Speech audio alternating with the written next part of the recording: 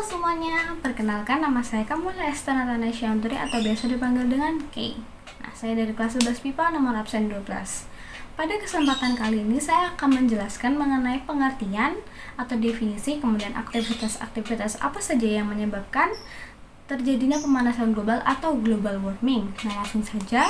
Yang pertama itu adalah pengertiannya. Nah, pengertiannya sendiri itu adalah pemanasan global atau global warming merupakan kenaikan suhu rata-rata di bumi akibat peningkatan emisi gas rumah kaca yang menyelimuti bumi. Akibat dari adanya pemanasan global ini, suhu pada permukaan bumi itu meningkat.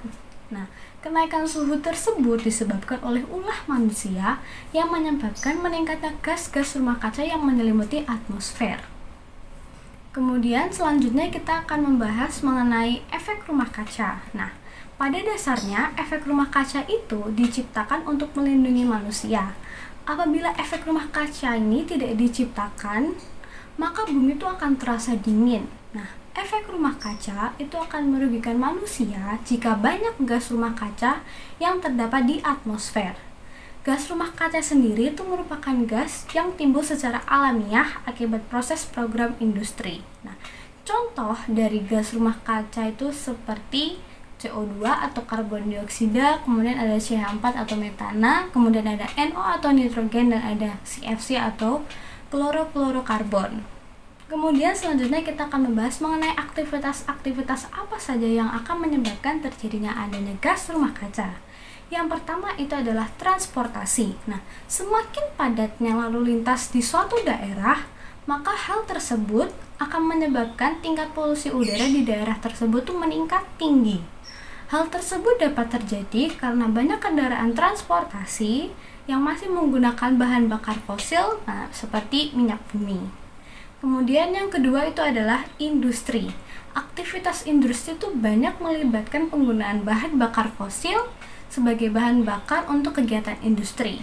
Kemudian yang ketiga itu ada pembuangan sampah. Nah, berdasarkan asalnya, sampah sendiri itu dibedakan menjadi sampah organik dan juga sampah anorganik. Sampah organik atau sampah basah itu merupakan sampah yang berasal dari sisa-sisa makhluk hidup yang dapat membusuk. Nah, contohnya tuh dari sampah organik yaitu sisa makanan.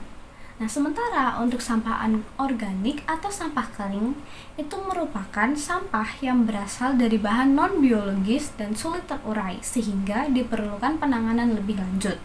Contoh sampah anorganik itu adalah seperti plastik, kaleng, kertas, dan juga kaca. Selain dari sampah organik dan sampah anorganik, ada pula sampah B3. Nah, apa sih sampah B3?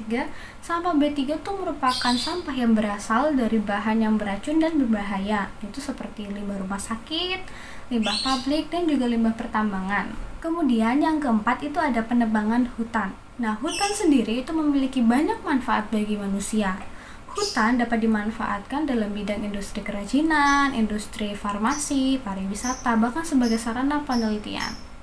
Nah, apabila penebangan hutan terus-menerus dilakukan, maka Indonesia itu akan ikut serta menyuplai CO2.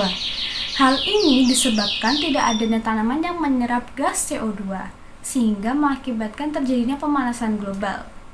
Adanya penebangan hutan sebaiknya disertai dengan adanya penanaman hutan kembali, sehingga hutan mampu menjalankan fungsinya secara tepat.